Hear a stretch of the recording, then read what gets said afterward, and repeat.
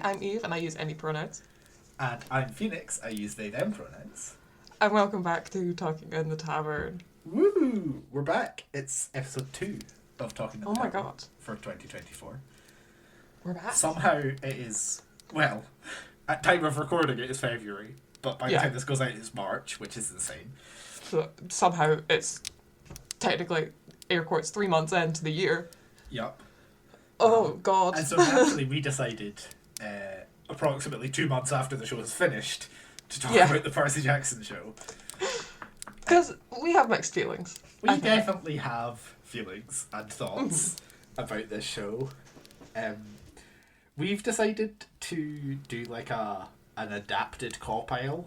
We've like edited compile to make it work for TV shows. So same acronym, different words. So we've got casting, accuracy, world building, pacing, immersion, logic, and enjoyment. So the last two are the same.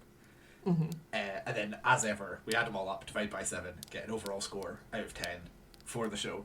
Yeah. Eve, what was your overall score? 7.4. Really? Yeah. I feel mine's quite high. Now I feel bad. Oh no, how low is it?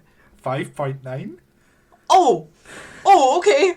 Which is basically 6, right? That's basically 6. That's and 6. to be fair, in my head, after finishing the show, I was like, well, that show was like a solid 6 out of 10. So Yeah.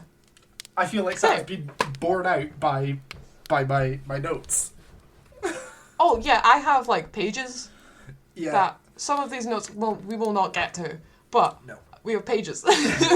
So, just to give a quick bit of context, I think we both pretty much just watch the show weekly as it was coming out.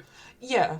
Yeah, and then I tried to rewatch it earlier this week so that I could take notes. I got 2.5 episodes in and then realised I was bored. Yeah. Which is sad. Not great. No, it's not great. No.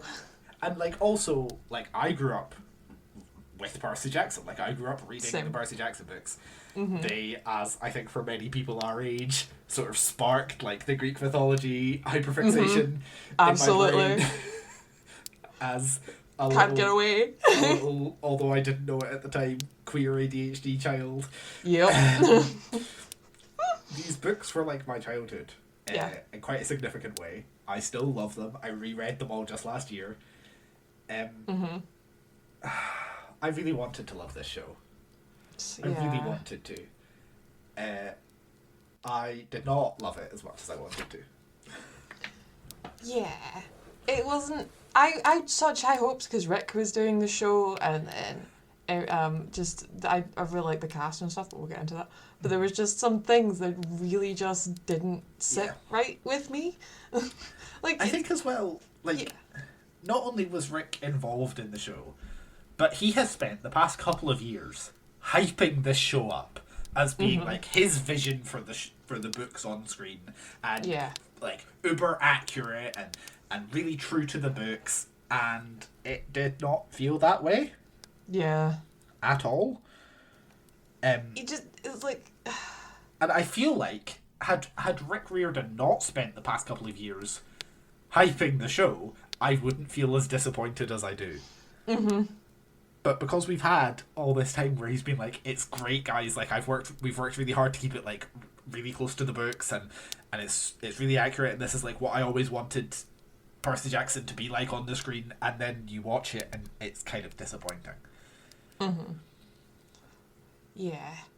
If I didn't have that kind of like hype around the show, like the weekly release dates of like with who the cast were going to be and posters, and like I love all of them, but like it just kind of like built it up really, really high in my head, and I think we all kind of built it up really high, and then it's kind of like, oh, that's it.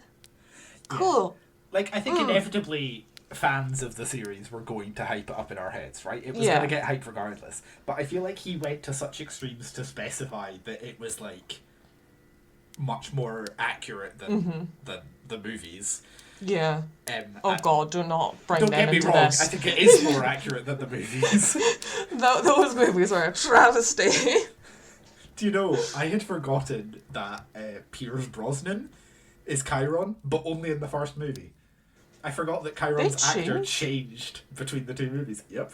Who does it change to? Yes. Yes. That's a good Indeed. question. Hang on. Percy Jackson movie. Burn the search history. Anthony Head. Anthony Head? As in, Really? what's his name? From fucking Buffy? From the guy?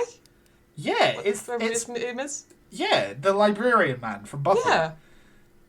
Rupert. What? And also Uther Pendragon in Merlin. Holy shit. Apparently he was Chiron in the second movie, which I had forgotten That about. hurts my brain. But yeah, he is. And it's really funny as well because like Chiron in the first sorry, I know this is totally off topic. Chiron in the first movie, Pierce Brosnan Chiron is like he's got like a leather vest on. Yeah. And he looks really like historical. Mythological. And then Anthony with the Head mane. Chiron has just got like a shirt and a sweater vest. And it's like, why has he turned from like mythological Pierce Brosnan to like university professor, academia man? Why is he downgraded? It's quite something. Oh no. That Anyway, hurts my brain. Let's That's funny. Let's focus on the TV show because that's Yeah. what we're here to talk about, not the Yeah. movies. Because the movies can burn. I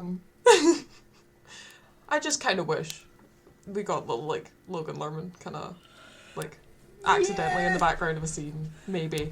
Yeah. Nah. I don't know. I feel like they would have if it wasn't for the fact that they very deliberately wanted to distance this from the movies Yeah. in literally every possible way. Yeah. No, fair Because- enough. Again, Rick Riordan infamously hated the movies and Oh. very publicly talked about hating the movies. He did a statement or something on his Yeah. Instagram, didn't he? Saying, Yeah. for the casino episode. Yeah, he's been very clear that like the movies, Yeah. don't really count, and he hates them and stuff. So I would have been really surprised if he'd been like, hey, yeah, let's throw in a cameo. I think that would have been a really weird choice. Yeah. But to be fair, I don't blame the fact that the movies are bad on the cast, right? Like, Logan Lerman is not the reason Yeah. that those were bad Percy Jackson movies, just to be clear. Those were just shit overall. Yeah. Anyway. Okay. Let's start out with casting. Yeah. 9. I gave it an 8, Oh, perfect. so we're pretty close on this one. We've pinpointed who we don't like. I think it's fair to say that most of the cast pretty good. Yeah. Love Dior as Yeah. Clarice. Her scream scared the shit out of me. She is absolutely fantastic. In my brief rewatch of the series, I was like taking notes through each of the episodes, and in the episode 2 one, which is the episode that she's actually in. Yeah. I did specifically write down Clarice is fucking great. So Yeah. If she bullied me, I'd just die. yeah, fantastic casting. she was on that great. one. Absolutely. Yeah. I do think I obviously like got to make it clear that the casting maybe doesn't necessarily match up to the descriptions in the book. I think that's totally fine. Yeah. That's fine by me. I think for the most part they did a fantastic job of casting based on the vibe of the character rather than necessarily the script, like the Yeah. strict description in the book. Yeah. So most of the casting nailed it. However, Yeah. I think it's fair to say that there is one Olympian that we Oh, all yeah. wish wasn't there. Right? Yeah. What the That fuck showed up. is Lin-Manuel fucking Miranda doing in this TV show? Why? Why is he there? Why? Why is he in the casino? Why is he even... Right, Hermes is not in book 1. Yeah. He's not. At all. He's mentioned, he's not in the book. Okay, so there was no reason to even have cast Hermes for this season. Yeah. Right? And on top of that, why on earth would you cast Lin-Manuel Miranda Exactly. as Hermes? Especially considering that presumably down the line they're going to hit that point in book 5 Oh, when God. Hermes has this really emotional moment about his wife and Luke and all of this stuff, and it's really emotional and heartbreaking, and now we have to have Lin-Manuel fucking Miranda deliver He's this gotta, whole like, moment? Have to No. like cry and be really sad and be like with. He's gonna have to face off. I can't remember Luke's actor. He's gonna have to face up against him and tell him he feels bad and stuff. And then I'm just not gonna feel bad Because all that's going to go through my head is that he's Alexander Hamilton. It's just... Yeah. And why is he there? And personally, his acting's not that good compared to literally everyone else. His acting is bad. Oh my god, they're demigods. He might be like a talented lyricist. Yeah. He is not a very good actor. No. So... At the casino, he kind of ruined it for me. Yeah. Because I was like, I want to spend more time there. Yeah. But guess not. I will also say I don't love Luke. I Really? don't love the casting for him. Okay. I think he comes across a bit too flat. A bit too sort of, like, personality-less. Yeah. I do agree, kind of, yeah. Because in the fight scene, it felt just kind of like, I am explaining something to you. Explain. Yeah. Like, just kind of like, there was no depth a lot there, but I quite liked him. For, like, most part. To be honest, I think you needed more screen time. I think that didn't might really have feel helped. like... Yeah, because he didn't feel like much of a villain. Like, Yeah. it wasn't, like, obvious, as it was in the books, that it was probably him. Yes. Yeah. Mm-hmm. I don't know. I don't think it was fantastic. Mm-hmm.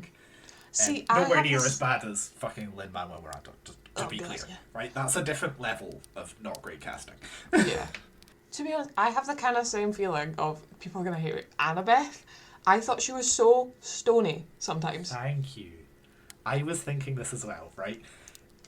Again, I don't have any issue with the fact that she doesn't look, quote unquote, look like Annabeth in the books, right? But she's quite flat.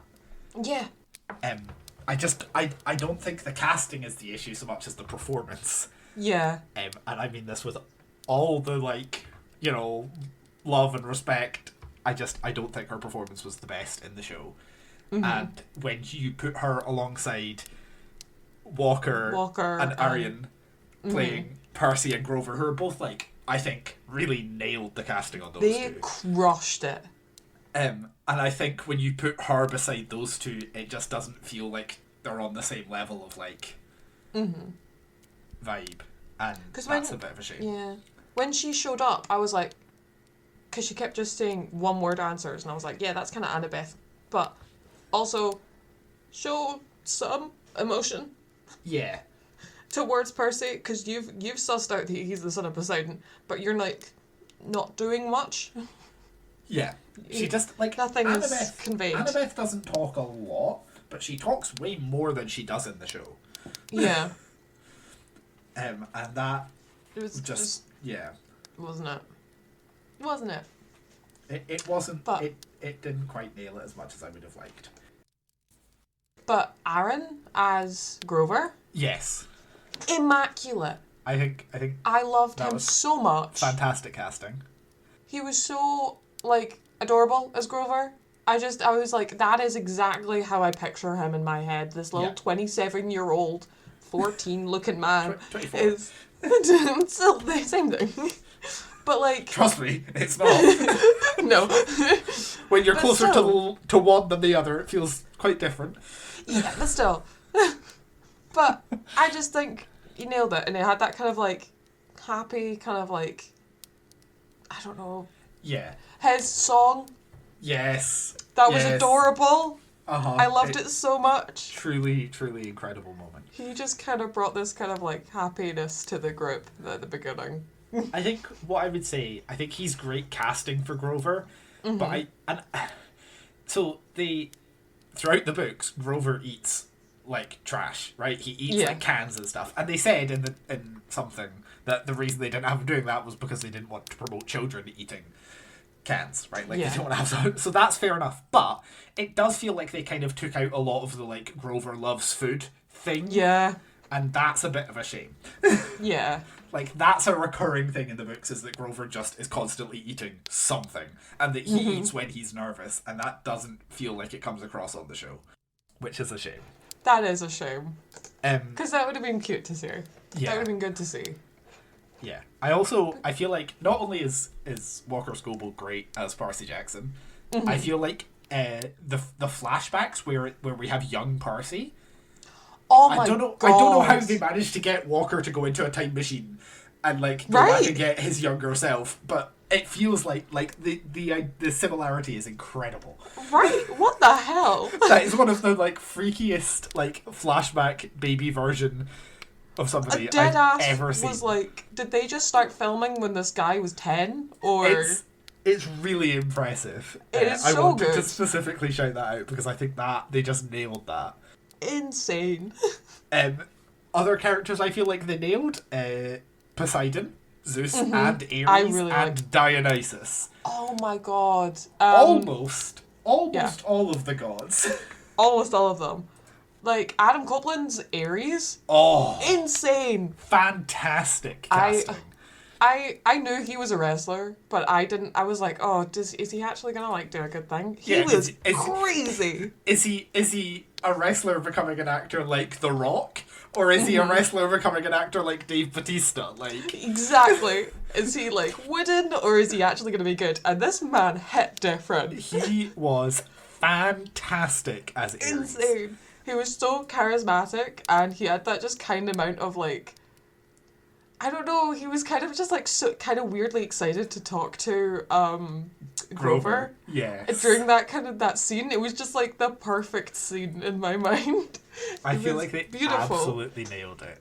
He was just like bang on. I feel like he got exactly the right like level of like slightly stupid and slightly insane. Yeah. Like so perfect. Absolutely fantastic casting. Dionysus. Also fantastic casting. Honestly. Jason Mantzoukas. Anything he is in, every time I see him, I laugh. I'm like, this is... I have never seen him poorly cast. Every time he is in something, I'm like, that is perfect casting. Even when he was in The Good Place. Yeah, he's fantastic in The Good Place. He's fantastic in Brooklyn Nine-Nine. He's fantastic in this. He just hits. He really does. I think they absolutely nailed him. He is exactly who you would want as Dionysus. I feel like he's got that like insane nutter vibe. If he widens his eyes, like you just know shit's going to happen, and it's just something's going to come out of his mouth. He's only really in like 2 episodes. Yeah. Sort of like, and most of that's episode 2 that he's in. Yeah. And it's Peter Johnson. It's great. I love. There's a bit in episode 2 where Chiron and Percy walk away so that Chiron can start like introducing Percy to what's going on, and leave Grover and Dionysus behind. And Grover starts like spilling his thoughts and feelings, and Dionysus is behind him. And there's this moment where the camera like focuses on Dionysus rather than Grover, and he just gives him a look, and Grover stops talking, and I'm like, this is brilliant. Or when, like, Chiron walks away with Percy, and you can just see him in the background, shades on, having a nap. And it's like... It's brilliant. Beautiful. Absolutely brilliant casting. Absolutely beautiful. Toby Stephens as Poseidon works so well. Oh my God. Obviously, a lot of people know him from Black Sails, where he plays a pirate, so it feels, appropriate. So good. I also keep having to remind myself that is Maggie Smith's child. That's what I was just about to say. I just couldn't remember her name. Right. I'm constantly keeping that in the back of my head. It's like, this man was born from Maggie Smith. He's become of the Maggie Smith. He's in it even less than like Dionysus is. He's barely in the show, which is appropriate, right? Like he's barely in the book. Yeah. But that feels right. He crushed it so good. Like, absolutely nailed it. His tension with his mum. Oh my God! I wanted them to get back together. That flashback where they're at like the restaurant place. And he comes she sits immediately. At the bar and he turns up because she's like burnt an offering to him. He shows up immediately. God. He was the down interaction bad. Between those two is so brilliant. Right. That, again, feels appropriate to the books, because every time you see the two of them in the books, you do get this impression that if situation was different, they would absolutely still be together, or get back together, right? Like, they truly have a thing, And Yeah. I feel like that came across really well. Also, Because shout out to the casting of Sally Jackson, because she was fantastic she's too. amazing. Her and Walker's relationship as well is so Oh. sweet. The little documentary when she was talking about Walker, and I was like, that is just like, you're gonna make me cry, babe. Like, because in the book, sorry, I'm going back, but the Poseidon wanted to build a palace for Sally in the ocean, didn't he? And like, you could feel that. Yeah. That he really loved her, and it was like, they're just the sweetest. Yeah. I was very happy with them. Absolutely fantastic. And of course, we have to talk about Zeus.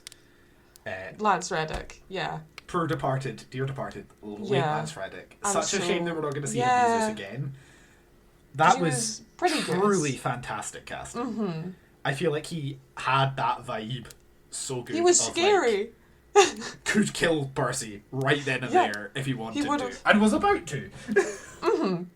And Like, yeah. Just That- absolutely felt fantastic. like, I don't know who they're going to replace him with, because that man I just don't think they this, know who they're going to replace him with. literally, because that man brought this kind of like dark, I don't know if like darkness to Zeus that I just like loved. Yeah, a sort of like, there's like a Creepy. gravitas to him, right? There's like, you see him standing there and you feel the power. Right. I was just I was yeah. scared of him. If I was in the room at that moment, I'd cease to exist. I'd let him kill me. I would have deserved it, because that was insane. I loved him. As Zeus. Yeah. Amazing. He was incredible. Bringing up Thalia and seeing his little face like crumble a little bit. Okay. Oh, But stabbed. I'm sorry. I have Mm-hmm. always pronounced it as Talia. I've always said Thalia. Always. Oh, It's no. always been Talia in my head. And so when all of the people in the show started calling him Thalia, I was like, who? And their mother. I'm sorry. It annoys me. And I know that's how Rick Riordan pronounces it. I know he says Thalia. But I have always thought it as Talia. So every time somebody says it, I like cringe a little bit. Okay, I won't bring her up again. I wonder how they're gonna cast the player. I was exactly about to bring this up. Like, who? Like, who? I don't know enough like actors that sort of age to be able to like suggest a casting. Because what age is she meant to be? Yeah, she's 15. 15? Yeah. I was right. Fuck you. Because Like, the whole thing, I'm not spoilers sure. for book 3, but the whole thing in book 3 is that she ends up joining the Hunters of Artemis specifically because she's about to turn 16 and doesn't want to be the child of the big prophecy. I can't wait to see the Hunters of Artemis. Yeah, I can't wait to I see can't Artemis. wait. I can't wait to see Artemis. Oh my god. I wonder if they'll do like 3 different actors for when she changes ages and stuff. Oh, that would be interesting. That would be really, really cool. I'm curious to see who they cast as the rest of the gods. Yeah. Because there's still a few that we have not seen. I wanna see Apollo. Where is he? They better nail that casting. Right? Why did my mind just go, where's Hypnos? Where's he's not even in the fucking books. he's barely there. But I can't wait. I can't wait to get more of casting. I can't. Yeah. Oh. It's I think most of the casting really good. Lin-Manuel Miranda really bad. What the hell was that? I'm hoping that, because we know they've confirmed that season 2 is happening. I'm hoping that in season 2 we get a slightly less stiff Annabeth.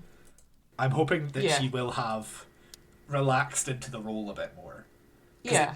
It does kind of feel at times like maybe the reason she's quite stiff is just that she just is a bit, like the actor is just a bit nervous. Yeah. Because she's pretty new Yeah. to acting, so. So I'm She'll get her. hopeful that we'll get like a bit of relaxation. Yeah. It'll be grand. Yeah. I have hope. I just hope they cast Nico and Diane. Well, yeah, we're not Bianca, getting them until book 3 either. I know, but I want them. Bianca, they'll turn up in book 3. I was about to call her Dahlia, and I don't know why. I'm so sorry, Bianca. Name. Dahlia. Right? Dahlia. No, I didn't know. It's probably because I just was saying Thalia. Yeah. I guess, like, Which the only, like, new major character in book 2 is going to be Tyson. Yeah.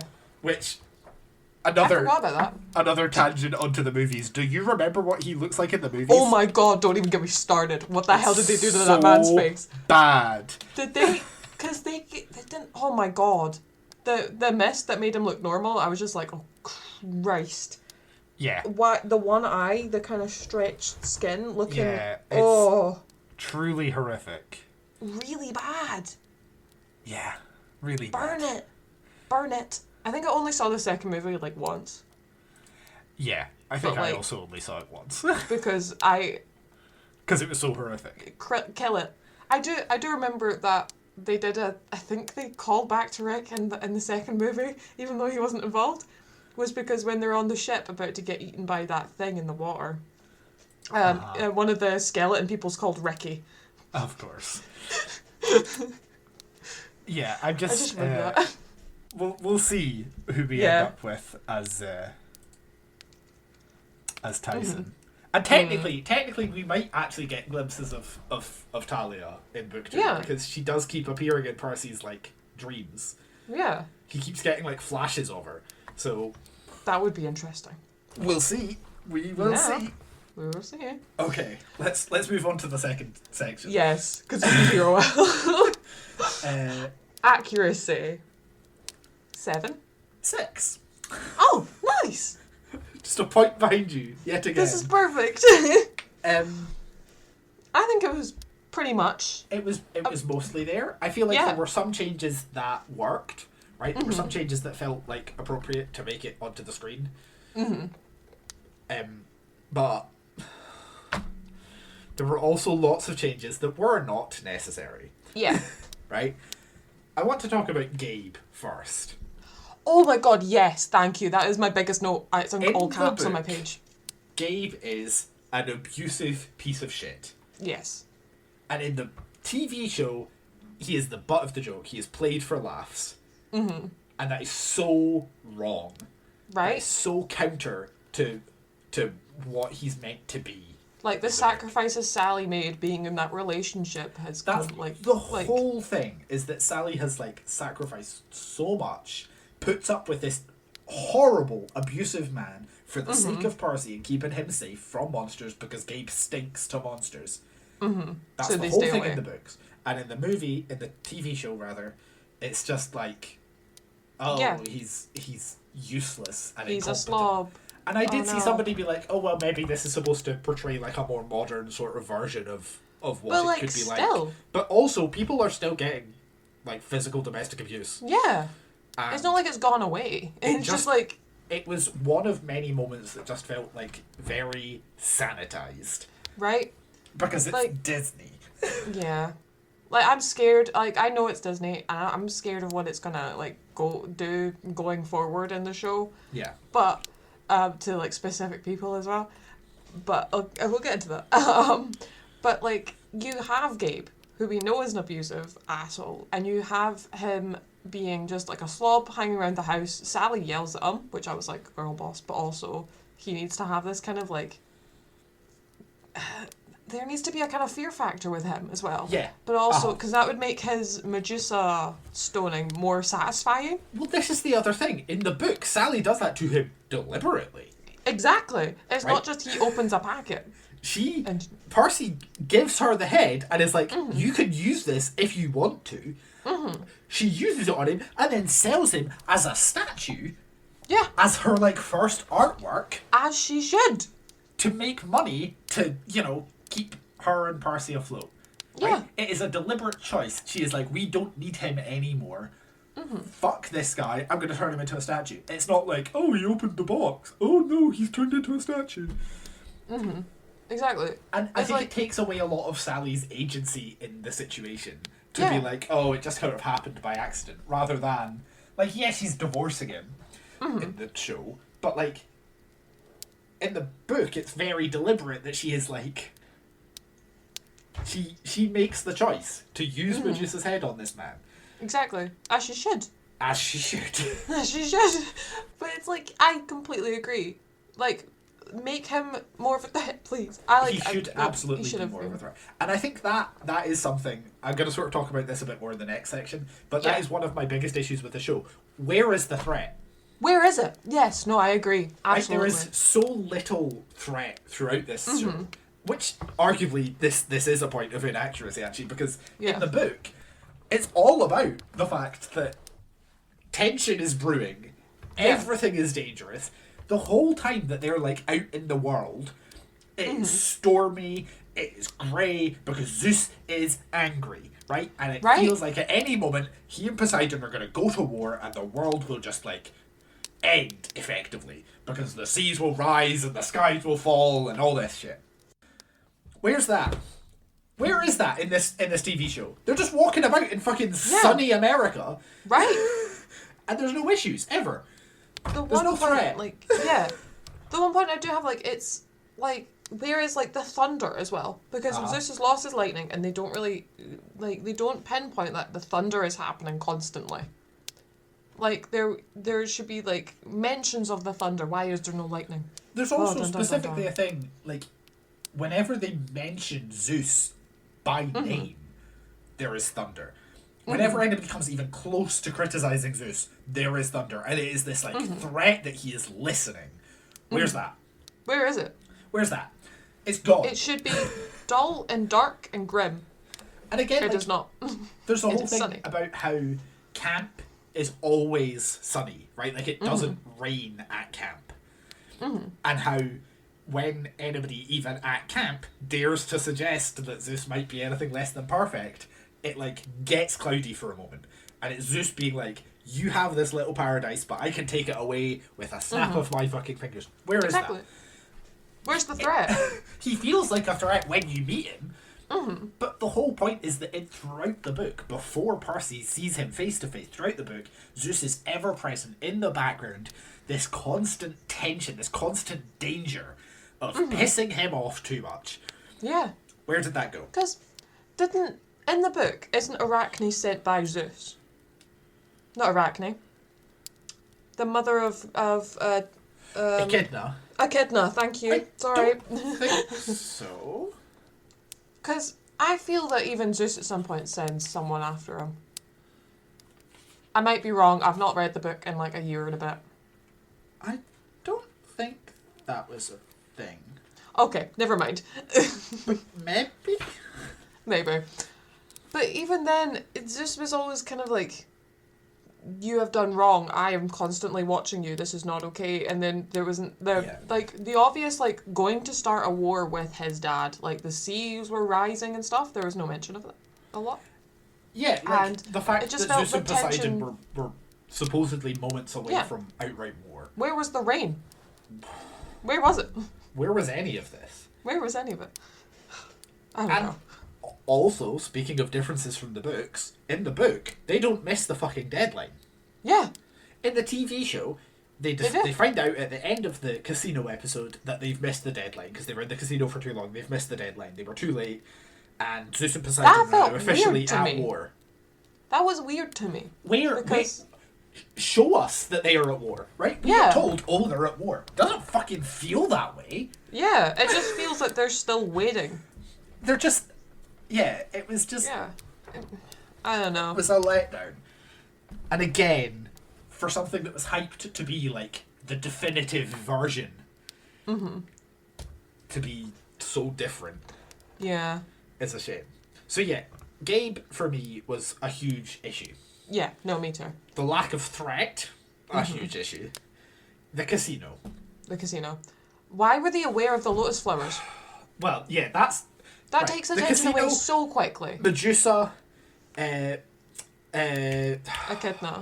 maybe. Echidna, well, sort of. Although she just flat out tells them, but then I think she does it in the book too. And God. The entrance to hell. Yeah. Which, in the book, by the way, not the entrance to hell. Yeah. Why was he there? He's in the book. There is that whole thing in the book where they meet whatever his name is. Yeah. But it's because they're like running away from something. They always are. They're running something. They're running away from minions of Hades or something, I think.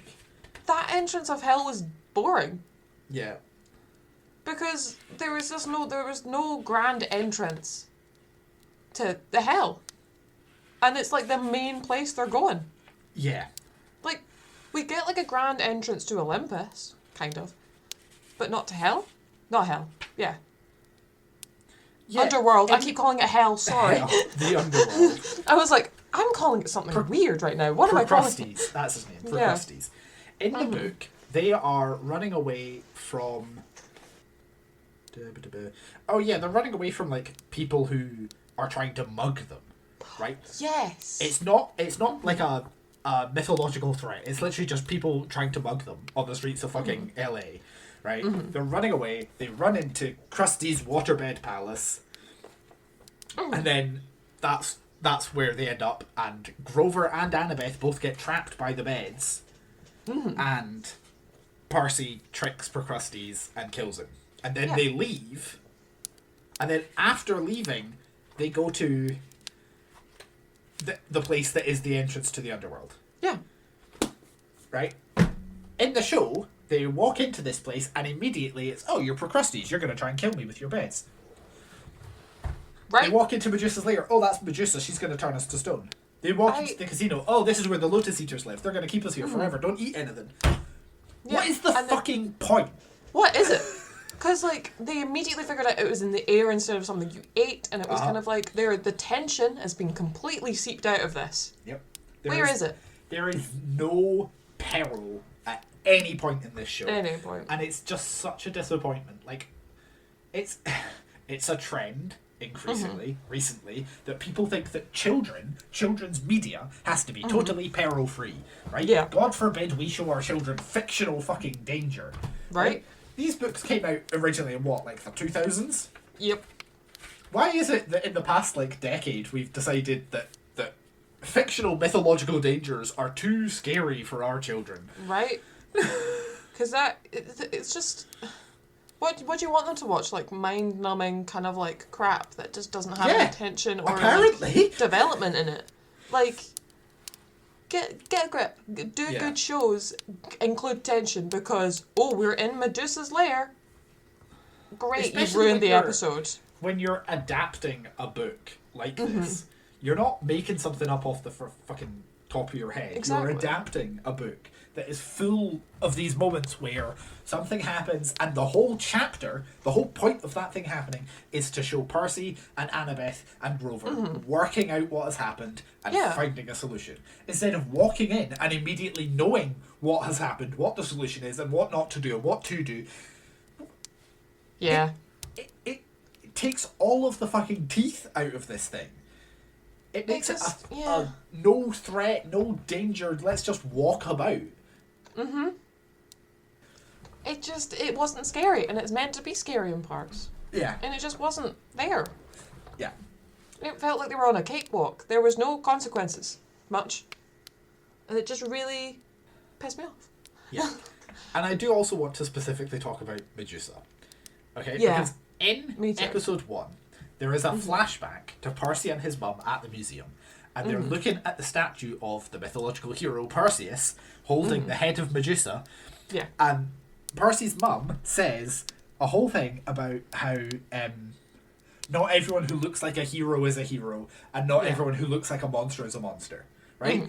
And then, when they meet Medusa in episode 3, it starts off portraying her as a sympathetic character. Right? Yeah. They start off by being like, she has been wronged by the gods. Not just the gods, but by Annabeth's mum, Athena, and by Percy's dad, Poseidon, right? So she's been wronged specifically by their parents. Yeah. It starts off portraying her as the sympathetic character, and there are lots of examples in recent years of retellings of Medusa, right? Stone Blind by Natalie Haynes. Perfect. Pops to mind, right? Where Medusa is portrayed not as some cartoonishly evil, villainous monster, but as a young woman who was, sorry to put it in such terms, but who was raped And then when she tried to claim sanctuary from another god, that other god was like, "Oh, you dare get raped in my temple? Fuck you." Yeah. Right? She is... Having that... To start off by portraying her as a sympathetic character who's been wronged by the gods, and, like, maybe she could help them, and maybe they could, you know, sympathise, and maybe they could feel bad for her. And then almost immediately, the switch flicks, suddenly it turns out she's an evil monster, she's trying to kill them all, and they have to kill her. Right. What was the point of setting her up as to be sympathetic to then immediately turn her into the fucking cliche? What was the point of that? Just start out with her trying to kill them. Exactly. Or commit to being like, oh, maybe she's a more complex and nuanced character. Instead of being like, oh, she's complex and nuanced. Oh, but she's actually not. She's just an evil villain. Right? Having this, like, nuance and, like... It's good that they explored that side. I won't deny it. But I just wish they properly explored it. But you feel bad for her, and like suddenly they want to kill her immediately after like they take her through, like she offers to help them, and then immediately that flip switches and they kill her. Like her death is like 5 minutes after she's just offered to help them. Like, what was the point of introducing someone? I got attached to her. I loved the performance of the person they cast. She was fantastic. She was incredible. Absolutely. And yet, you've made her out to it's somewhat kind of problematic for them to immediately switch and kill her, even though Percy does feel sorry for her. He sees her mum in Medusa in that moment, but it's like you're immediately switching what you've just said, what you've just shown to the audience. Yeah. And I was really annoyed. It's such a letdown because again, you start off with in episode 1, there's this idea that Sally teaches Percy like about the myths, right? She teaches him about them, but she doesn't do it uncritically. Right? She's like, don't just accept that because a myth says she was a monster, that means she was a monster. Right? She's like, think about these things. Take all of this stuff into account. Like, don't just accept that gods are good and demigods are good and monsters are bad.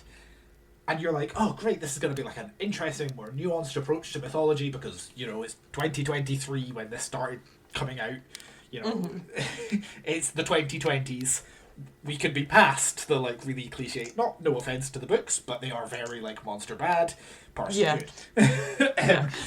And you could have had, like, it sets it up like they're going to do this really nuanced thing and maybe change the Medusa encounter for the better, right? Have her protect them from Alecto, who's coming after them, also Alecto. Oh my god, yeah. Again, fantastic casting, by the way. Fucking fantastic. But you have this potential to have her, like, protect them from her, and then they move on, and even though it's not necessarily friendly, they're at least willing to, like, leave her be, because she just wants to survive, right? And she specifically talks about how, for years, monsters come after her, and she has had to protect herself. And that Medusa is compelling and interesting, and has potential to be a really unique plot point, a change that they make for the screen that modernizes the books and makes them feel, you know, more up to date and deals with sort of issues that have been much more to the forefront since 2005, and yet it all goes away because actually secretly she's a bad guy and secretly she just kills everybody who comes into her house and turns them into statues. What a fucking waste. Right. I felt so bad. I felt so bad. And it was like, you could have just left her be, because you already have Percy being very sympathetic and pleading her case. Yeah. For, like, the whole episode. And then, boom, she's dead. Send her to Olympus.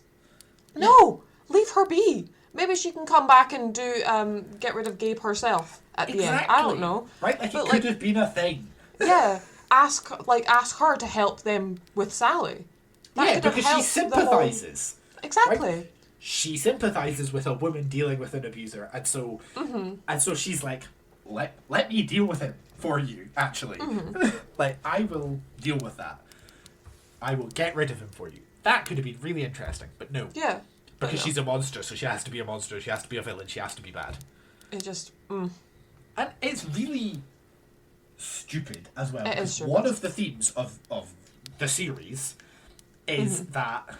Spoilers for anybody who's only watched the show and hasn't read the books. But, you know, Luke has turned against the gods because he feels that the gods have not, like, been good to their children, to the mortal world. He feels like they've been too busy fannying around being high and mighty and all this stuff, right? Yeah. And one of the sort of themes of the book is that Luke is kind of half right.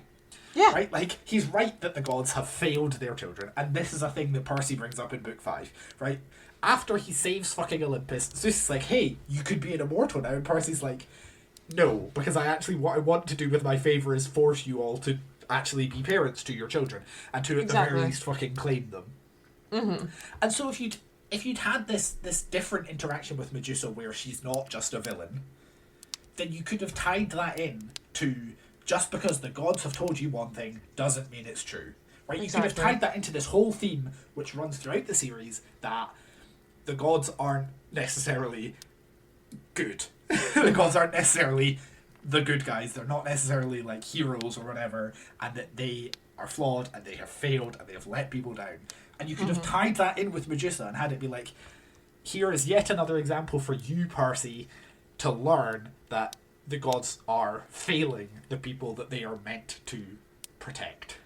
Exactly. And yet we just fucking threw that away for no good fucking reason. Nope.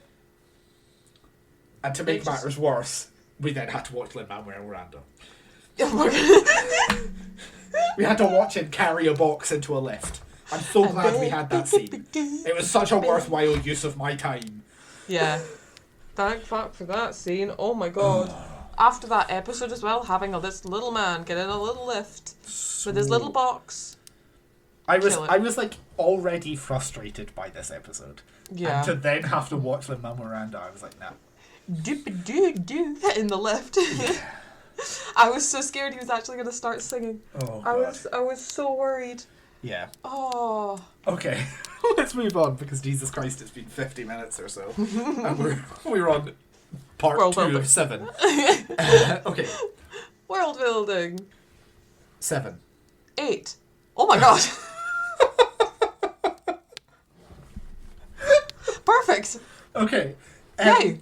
I've talked quite a bit about the lack of threat, right? Yeah. That for me was a big negative to the world building. I think that camp was really good. I think It was Camp beautiful. Half-Blood was really good. I think the way that it was included was fantastic. I think it looked great. I loved the design of the cabins. I wanted to see more. I want to spend more time at camp. That we'll get into in the next section, which is all about pacing. But oh god. what the fuck? But anyway, Yeah. I think the camp was fantastic. Yeah. I think that Olympus and the underworld both looked fantastic. But I think that Olympus felt far too empty. Where was literally anybody? Where was anyone? I have the same qualm with the underworld. Where was There's everyone? Like a whole thing when they're in And the you have all underworld. these gods. That Where are they? There are spirits everywhere, milling around because they have nothing to do. Literally. Where was that? My qualm with the underworld was the throne room, weirdly enough. It was so sparse. There was nothing there. And then suddenly they were sauntering off to this little side room. Where was that in relation to the whole other room?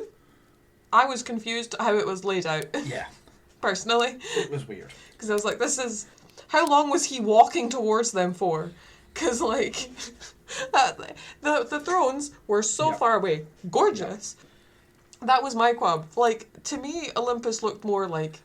It had more buildings. It had more, like, little alleyways and stuff. Cool. Visually, Olympus looked fantastic. But, just to read from the bit in the book where he's in Olympus. My trip through Olympus was a daze. I passed some giggling wood nymphs who threw olives at me from their garden. Hawkers in the market offered to sell me ambrosia on a stick and a new shield and a genuine glitter weave replica of the golden fleece. The 9 muses were tuning their instruments for a concert in the park while a small crowd gathered. There was nobody nobody anywhere in Olympus except Zeus. And again, not to put too fine a point on it, but again, in Book 5, right, the whole thing in Book 5 is that they are defending Olympus, right? The demigods are defending Olympus because Kronos and his army are about to attack, and the gods are all off fighting fucking Typhon, right? Typhon has risen, and so the gods all have to go and slow him down and fight him off. And so there's nobody left on Olympus except for Hestia and the demigods who are there to defend it. And Percy, in that book, specifically comments about how every other time he's been to Olympus, it's been so loud and vibrant and full of life and busy.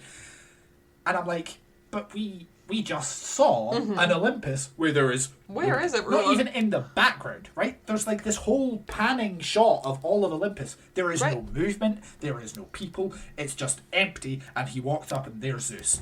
How are you meant to have this sense in Book 5, in Season 5 of the show, where Olympus feels weirdly desolate because nobody's there, if the first time we fucking saw Olympus, it was weirdly desolate because nobody's there?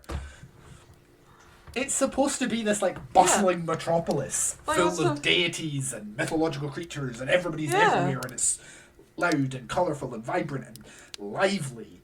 Because it's the city of the gods, and yet it's just, it looked fantastic, but it's so empty. Except it was Zeus, empty the whole time. who was apparently just sitting there all alone. Yeah. He was just chilling. He was just chill. He literally was just in his, like, 3-piece suit, chilling. And again, we are told that at this point in the show, Zeus is supposed to be at war with Poseidon. Why then is he just sitting on his throne and in Olympus alone? Yeah. Why is he not talking to, like, his generals? Why is he not planning the war? Why is he sitting on his throne? And why is he not wearing, like, battle armour? Or something? It's bad. It's truly, truly bad. But I will say, right, that at least it wasn't Sean Bean. Oh my god! I forgot that Sean Bean was as Zeus before, like, and then the show came out and I was like, who played it before? Fucking Sean Bean? Not only is Sean Bean Zeus, but Kevin McKidd, Dr. Owen Hunt, oh my god, Grey's yeah, Anatomy, was Poseidon. And it was beautiful. Like, you have this, like, Broadway star being like, not Broadway, but, you know, being Poseidon right now. All I can see him in is doing, in Grey's Anatomy specifically, singing over someone's corpse.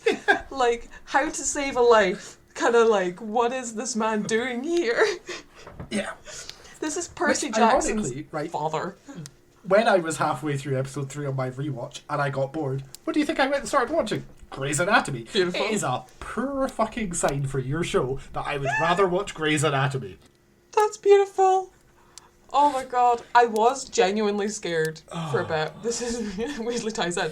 I was genuinely scared they were going to do a musical episode. Because then, one, Lynn would have done the music. Oh, God. And two, we were having a distinct lack of Owen Hunt possibly singing over Percy Jackson's corpse. Thankfully, there is no moment in the books that might call for a musical episode. Yeah. Oh my god, that would have been tough.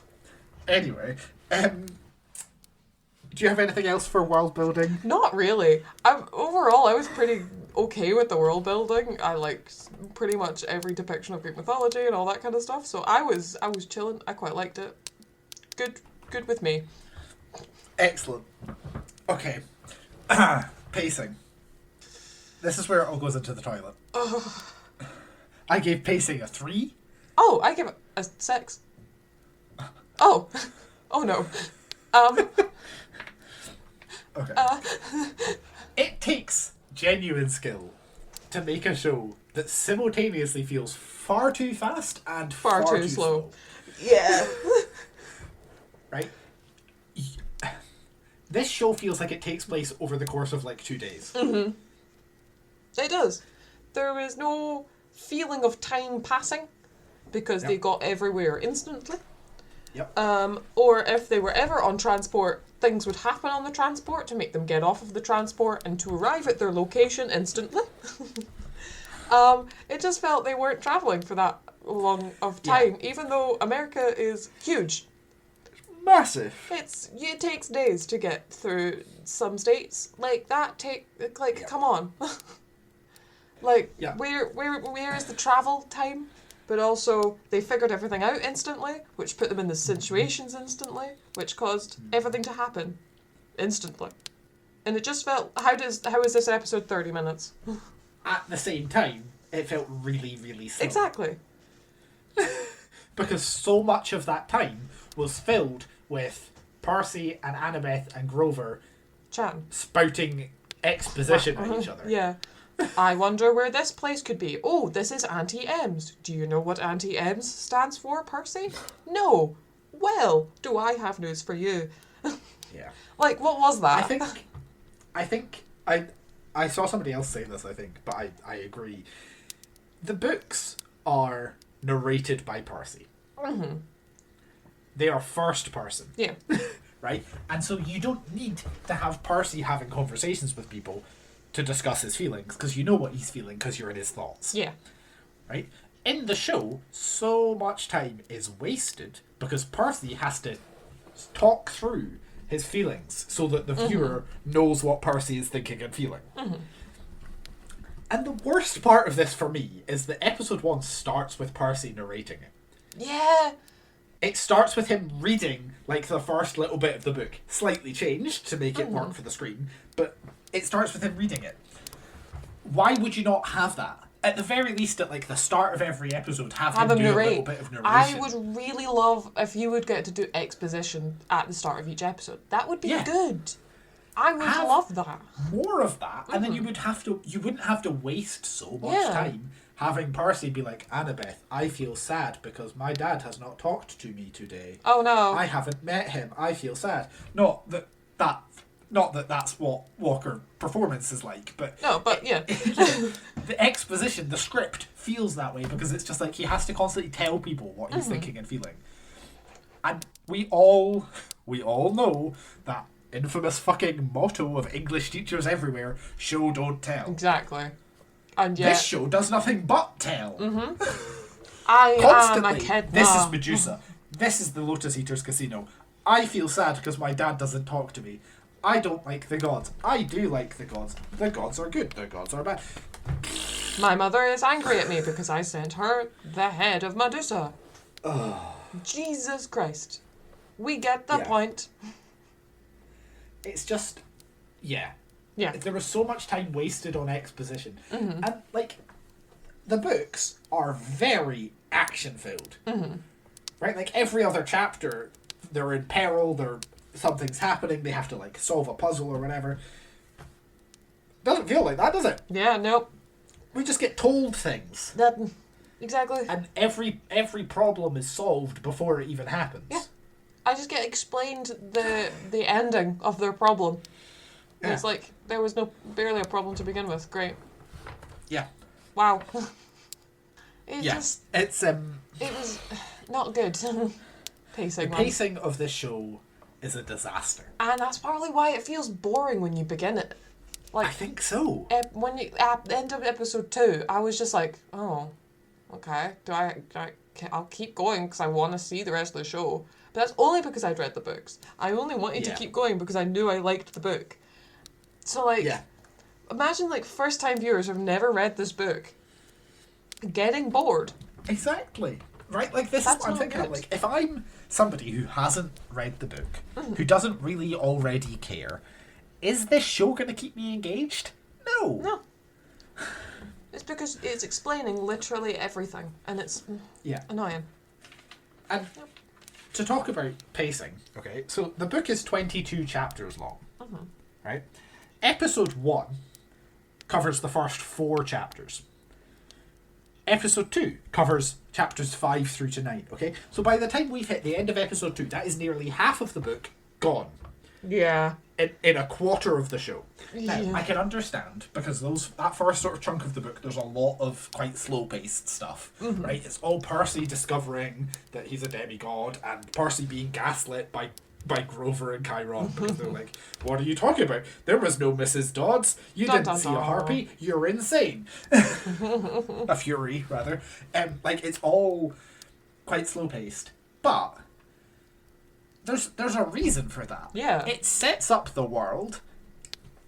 Percy is at camp for like 4 chapters in the book, right? They obviously they do the whole capture the flag stuff. Yeah, I right? liked that. There's the whole thing where Clarice is bullying him, and he covers her in water from the bathroom. Right, That was funny. But also, like, there's a lot of stuff at camp where Percy is learning. Yeah. Where Percy is training. Where he's discovering more about this world. Where he realizes, oh, there's 12 cabins, and, you know, each of them is for one of the major gods, and we spend time with Annabeth, and we spend time with Luke.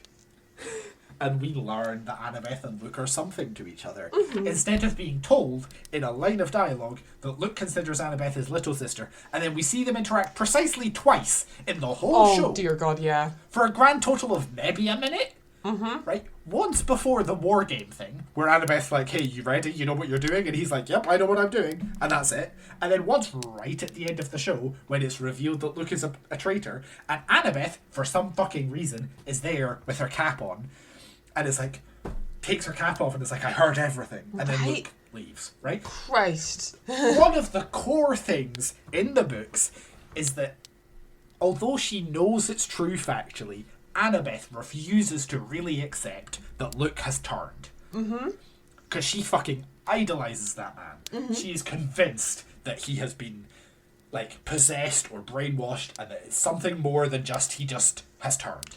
Right? She refuses to accept that he has, like, joined Kronos. She refuses to accept it. She just doesn't want to. And for a while in the books, she is genuinely not happy with Percy. She refuses to talk to Percy because he's the one that told everybody that Luke is a traitor. Yeah. Right? They don't get along for a good while. It's a whole thing in their relationship. It's a whole thing in her relationship with Luke. It's a whole core part of the series, really. It's a through line that hits right all the way through to the end of book 5, when Luke is... And Annabeth and Percy finally defeat Kronos because of the Luke-Annabeth bond. And yet we get Annabeth immediately seeing him be a traitor and accepting it, seemingly. She believes it, and she's like, okay, well, I hate you now. Like, what are they going to do in, like, the next book? What a massive waste. Yeah. Yeah, exactly. Because, like, she's going to be very angry at Percy, I'm pretty sure, in the next book. She's meant to be, yeah. So, like, immediate forgiveness? What is this? You can't. Yeah. Because you need that, once again, the tension between them. I would have loved to... Well, we kind of got a bit of, like, Annabeth believing him immediately when Percy arrives back at camp. And she's like, yeah, we need proof. Yeah, look. But then immediately, like, oh, Luke's a traitor. Bye. What is that? Have them interact. Be more siblingy if they think of each other as siblings. Exactly. They interact so little, and that relationship Really bothers between me. Annabeth and Luke is so important to the whole series. And it is nowhere. It is nowhere in that show. Like, Annabeth and Luke in the last book of the main series, gut-wrenching. It's sad, their relationship in the last book. And yet... at this point, I'm like, how are they going to do that from this? Yeah. Because, I mean, I guess we'll see when Luke's mum comes up, but still, it's not there for it yet. It's just, it's not being developed right, and it's just... No, it's not. No. The setup for that is so important, and they flubbed it. They have. Okay. Shall we move on? Yeah. Let's go to immersion. Immersion. So I gave Immersion a 6. I gave it a 9, weirdly. I was there. I liked the camp. The setting design really brought me in. I felt like I was actually at the proper camp. I thought I was actually in the underworld. I thought I was actually at Olympus. So I'm semi. But most of the locations, I was like, yeah, I'm here. Most of these interactions, yeah, this is pretty... I'm into the story. I'm into it. But, Yeah. And I think that the Olympians all felt appropriately petty. Yeah. Right? Like, they felt like they ought to. They felt like a squabbling family at times. Right? Like, that they nailed. They really nailed Percy's Kronos dreams. Oh my god, yes, Right? Like, I loved them. that feels real creepy. It feels, like, eerie. They really nailed that vibe. The headmaster, the Kronos one, was scary. I loved that. Yeah, they really nailed it. And, but, like I said, Olympus felt really empty. Yep. The underworld felt really empty. There's a lot of stuff that we're told but never really shown. A lot of stuff that we're told that doesn't really feel like it's entirely true. Yeah.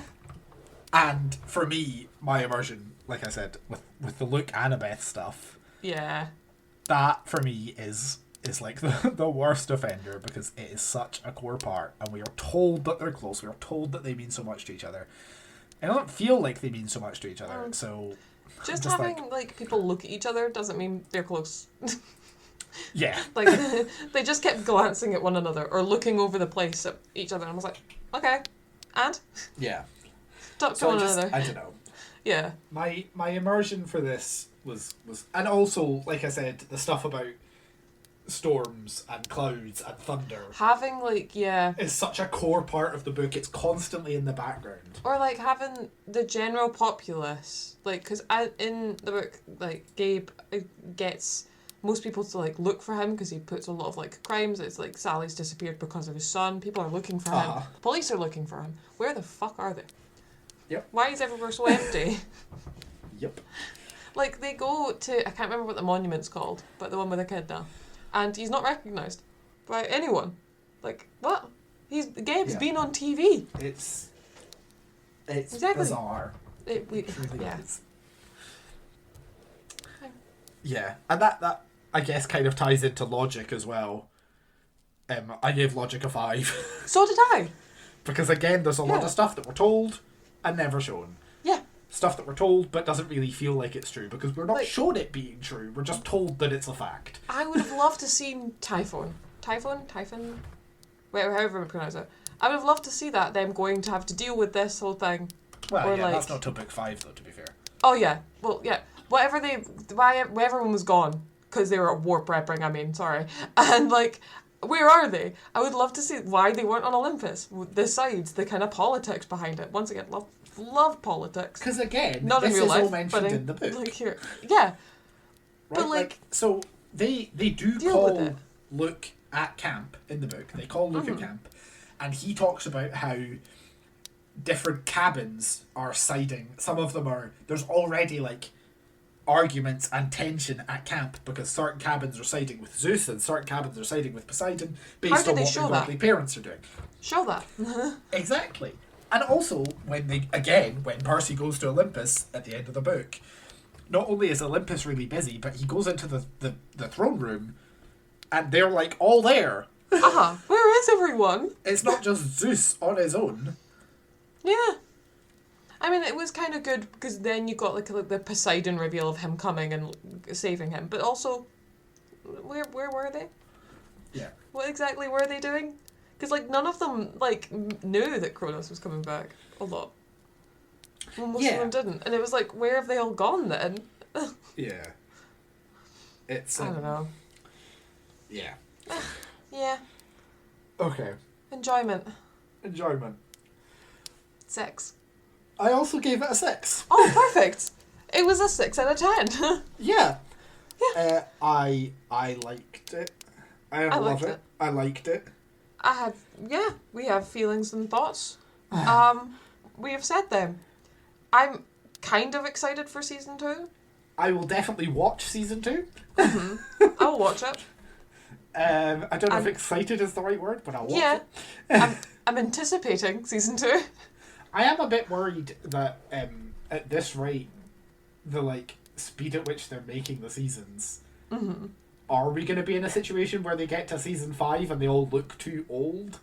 Yeah, that's my Because feeling. they're all going to start pushing like 20 and they're this meant is to be why- 16. Like, they used to just make the first season and second season back to back. Yeah. like at the same time, and that helps with like immersion, keeping the actors looking like how they are now. But they won't start filming for like another year maybe, and like Walker is already the height of the guy that plays Luke. From a photo I've seen, like they're the same height now. That worries me. But like, okay, is someone gonna like? Oh, I don't know. I think they need to probably push up production if they want to keep everyone. Yeah. Especially because, yeah.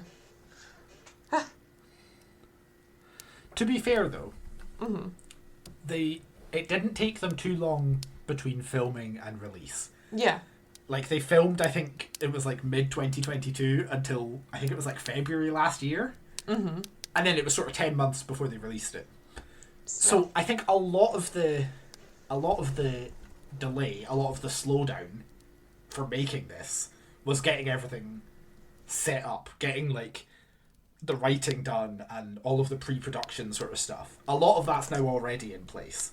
And I'm pretty sure Rick has already talked about how he's been working on scripts for a potential season 2 since before season 2 was confirmed. So hopefully, yeah, like theoretically, it could even be like sort of this time next year that they might be able to get the show out. But ever hopeful. We'll see. We'll see. But yeah, I'm just I'm a little bit disappointed. nervous. Yeah, I was disappointed, but definitely a little bit disappointed. Yeah, but we shall see in a potential season 2, in a definite season 2. I think this is my other thing. I'm like, is it even gonna get 5 seasons? Yeah. Are they gonna smash books together? Because everyone's Are they even gonna do all 5 books? Or are they gonna hit a point where Disney's like, no, you don't need to keep making this show? See, there is a fear in my head about when Nico turns up, what they will do with him. And so I'm like, will they cancel it? If they don't cancel it during season basically 3, just to season 4.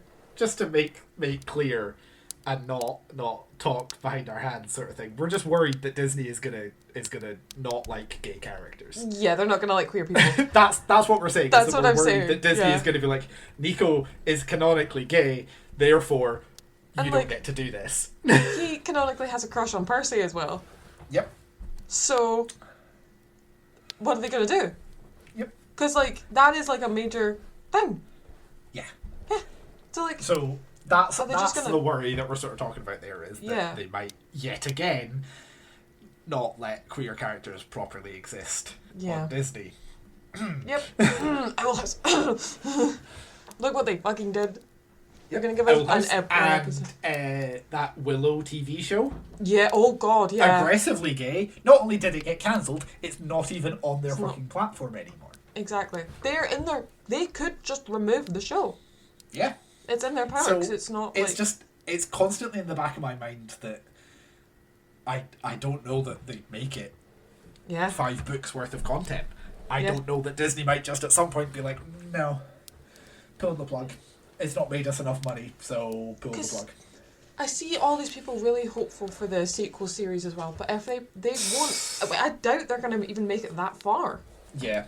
If they make it through 5 seasons of this, there's no way they're making. Yeah. And then 5 seasons of Blood of Olympus, and then 5 seasons of Trials of Apollo, and then more Heroes for the new of Olympus, series. Sorry. Still. Yeah. No. There's no way they would do that. Yeah. Because again, Percy is a pretty major part of Heroes of Olympus.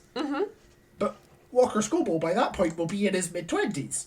And at that point, you might not want to even do it anymore. Some of these actors might like have other obligations to do. So I'm unconvinced that we're gonna get very far with this. Yeah. And I think particularly because it's been a bit sort of meh. And I think it's been pretty publicly a bit sort of meh. Yeah. I know a lot of people aren't like thrilled about it. So I'm kind of like, is that actually gonna hit the point where Disney is like, well, it's not getting the public response we hoped for. No more Percy Jackson. Yeah. And then the question is, would that really be a bad thing? Yeah. You know? In all honesty, I wanted this show to be animated. Do you know, I think that would have been a better solution. I would have Because then you don't need to worry about the characters and the actors aging out. Yeah. I thought it would be pretty good. Like, they could still have, like, the current actors doing, like, voice actors. I don't care. But, like, there should be more animated TV shows. Yeah. As well because it's, like, for kids. And you can have, like, cool-looking monsters that aren't just crappy CGI. And that you don't have to worry about them being too hyper-realistic and scaring the children. Exactly. Then you can still include this tension that you've left out by making little, cute little scary monsters. But we didn't get that. Because there is an animatic I really like. I think it's like the official, like, if I had it on me, I'd be able to tell you what it is. But there is this specific animatic style that I really like. It would have been perfect, but they are not doing it. But oh well. I still like that it's visual, but...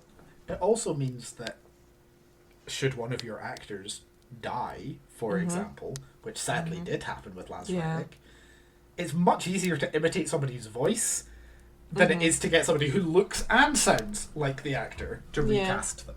Right? It'd be much easier to find somebody who can sound like Lance Reddick than it is going to be to get somebody who can fully replace Lance Reddick as Zeus.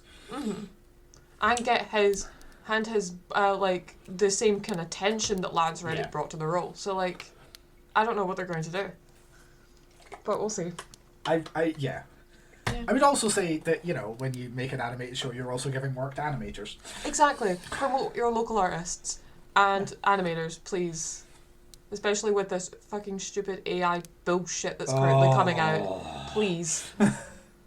Please. Just in case you were unclear, Hearth and Tome officially says fuck AI. Fuck AI. Incredibly fuck AI. Absolutely not. If you... I was going to say, but not literally, but I mean, if that's what you're into. Sure, man, but like...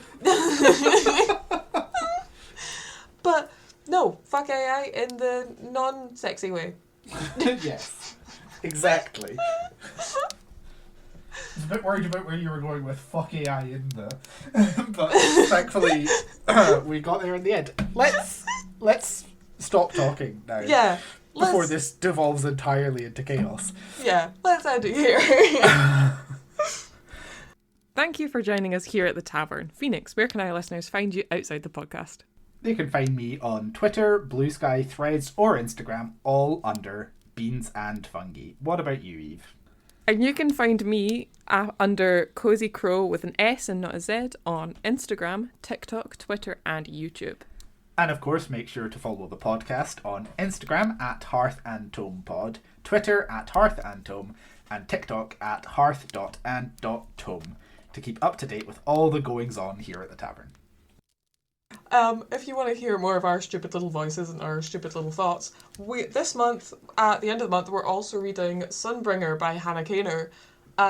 Tune in at the end of the month and we will tell you all about that book. And And make sure, before you listen to that episode, that you've listened to our episode about Godkiller. Yes. Because Sunbringer is a direct sequel, so it is kind of important that you know what's going on. Yep. So, obviously read the books, but also listen to our Godkiller episode. Yep. Because I doubt we're going to be going over stuff again. Yeah. Anyway, listen out for our Sunbringer episode in a couple of weeks. And we'll see you in a month for another Talkin in the Tavern, which will be about something we haven't decided yet. Yeah, it'll definitely be something. It's going to be a thing, probably. Yeah. Bye! Bye! The music used within this episode was Wholesome by Kevin MacLeod through incompetech.com. Licensed under Creative Commons by Attribution 4.0 license.